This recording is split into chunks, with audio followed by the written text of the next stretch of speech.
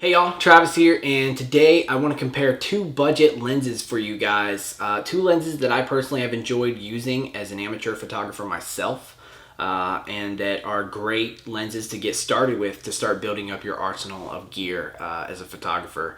So they're pretty popular lenses. Today I want to compare the Canon 50mm 1.8 aperture lens to the Canon 24mm 2.8 aperture lens. Let's get into it. So right off the bat, I want to talk about focal length. I'm currently shooting on my Canon EOS 90D camera, and it is an APS-C or crop sensor body, which basically means that the body of the camera is already cropping 1.6 times whatever focal length I'm using. So a 50mm lens, you just multiply it by 1.6, you get 80mm lens. 24mm lens is about 38mm, I think, which comes close to a 35mm lens. You just multiply the number by 1.6. Or if you have a full frame, then a 50 will be a 50 and a 24 will be a 24, but it's good to know that about your camera. In my experience so far, the 50mm lens has worked really well for portrait photography. I think that the 50, even at 80mm, creates a nice natural look to the curvature of people's facial features, things like that. And then the 24mm I have found is good for landscape photography and architecture photography because you've got a good wide angle. It's about 35mm, also good for street photography. I've used the 50 for street photography actually more than the 24, and I got used to having tighter frames and having to fill the shot a little bit more and get used to that. But if you want something that's a little bit wider that you can capture more in a scene, the 24 is better for street photography, I think. So what we'll talk about a little bit in this video is which one is right for you based on the type of photography you want to mainly focus on. Now, just for reference for y'all, I wanted to show you what the 24mm looks like on my camera shooting video. Again, I've got the crop sensor camera, so it's about 38mm, so I'd like to round down and just call it like 35mm.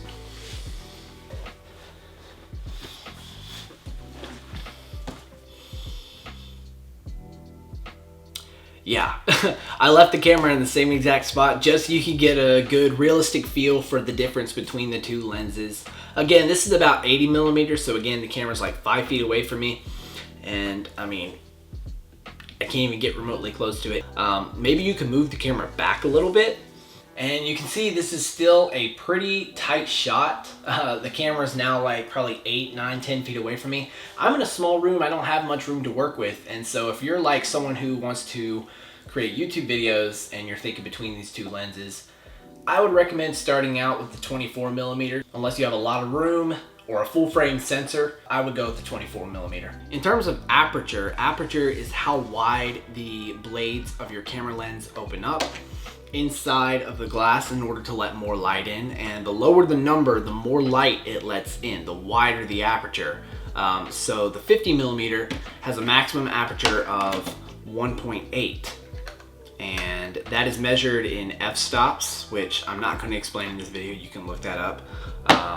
The 24mm has a maximum aperture of 2.8.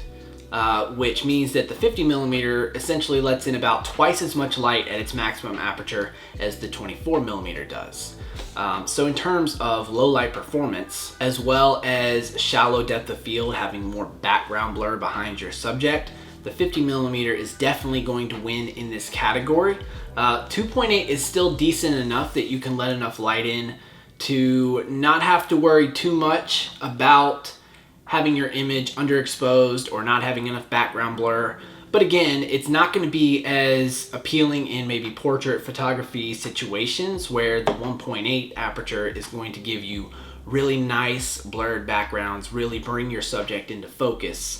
And in low light situations, the 50mm also has the advantage because you're letting in twice as much light at maximum aperture, which gives you a lot more ability to crank your shutter speed up a little bit if you need to and not have to boost your ISO so that you're not letting in a ton of noise into your images. But both of these lenses would still be considered fast aperture lenses, and what a fast aperture is just a term for a lens that you can have so much light being let in from a wide aperture that you can crank your shutter speed up to make it super fast so you can turn and snap a photo just like that. In terms of build quality, both lenses are well constructed.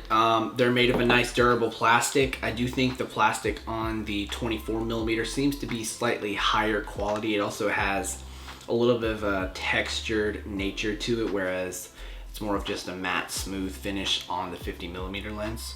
Both lenses have mostly plastic construction with a metal mount, which gives you a little bit more stability or durability when you're connecting it to mounting it onto your camera body.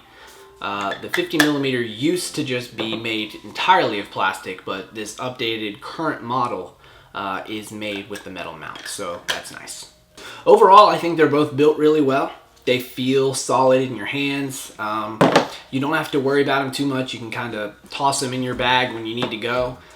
In terms of versatility with them, I would say that the 24mm wins out on this one because, well, it's what is considered a pancake lens. And it's called that because of how flat it is. And when you place them side by side, it's clear who the winner is in terms of compactness. And is that a word? Hey Siri, define compactness. Compactness means the quality of being closely packed together. Oh, well, I don't know if that is the right way to use the word. But anyway, who cares? Both lenses are lightweight and versatile. I will say the 24mm clearly wins out in this category. You can stick it in your pocket if you need to, and I don't think you could do that with the 50mm. Both lenses are smaller than most other lenses that you'll probably be using, and so if you want, you could stack them on top of each other inside your bag versus, let me actually show you real quick for comparison. This is a cheap little telephoto lens I have. I'm wearing black, so you might not be able to see it. That one lens is taller than both the other lenses stacked on top of each other, so maybe that's a good reference for size for you guys. Both lenses have pretty smooth autofocus. It's pretty quiet, it's quick and accurate, and they both have the option to flip a switch on the side and switch it into manual focus mode if that's something that you want to do. Moving on to talk about photo quality. Honestly, for both lenses, they're pretty good quality for the price. They're sharp and fairly detailed in all the photos as long as you have good exposure. And prime lenses are always going to be sharper than zoom lenses. And the reason for that is that for a zoom lens, you're using multiple pieces of glass inside in order for you to get those different focal lengths. But with prime lenses, there's much less glass to interfere between the sensor of your camera and whatever your subject is. I would say that both lenses kind of take higher quality photos than my iPhone, just because the sharpness is good, but I feel like iPhones and all smartphones kind of over sharpen photos, and when you zoom in, you can really see on these that the sharpness is pretty natural. In terms of little lens distortions, both lenses have slight vignetting around the edges of your photos, which is not a huge deal. It's not significant in either of them. That's really the only downfall to the 50mm. The 24mm does have some barrel distortion, and so because it's a wider angle lens, that's pretty common that you'll have kind of this distortion around the edges. You may even see it in this video because I'm shooting on a wider lens. Maybe you see some curviness in the video. I don't know, maybe not. But both of those problems, the vignetting and the barrel distortion, those are fixable in like Lightroom. So not a huge deal, and most people aren't going to notice those things, at least not at the level that they are apparent in these.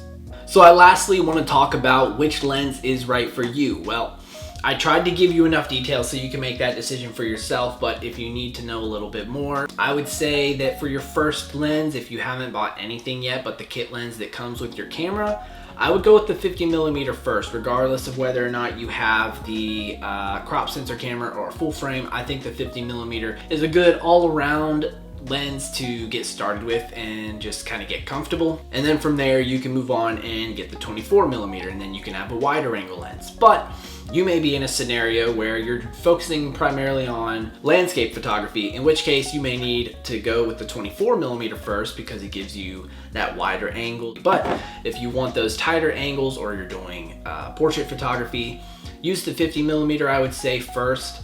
And you can capture landscapes with this. I did do that from time to time.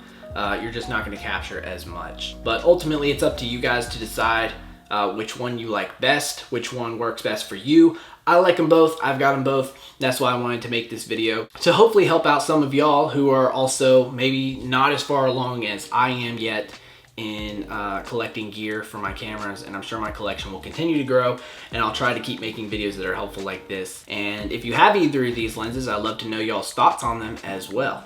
Thank y'all so much for watching. Hopefully this video was helpful for you. If it was, I'd love if you could give it a thumbs up and subscribe for more content similar to this. If you want to see a more in-depth review of the Canon 50mm, I have a video on that. You can check it out right somewhere around here. If you want to see how to use Final Cut Pro to edit vertical videos, I've got a video on that. You can check it out somewhere over here. Again, thanks so much for watching. Hope to see you guys soon. Take care.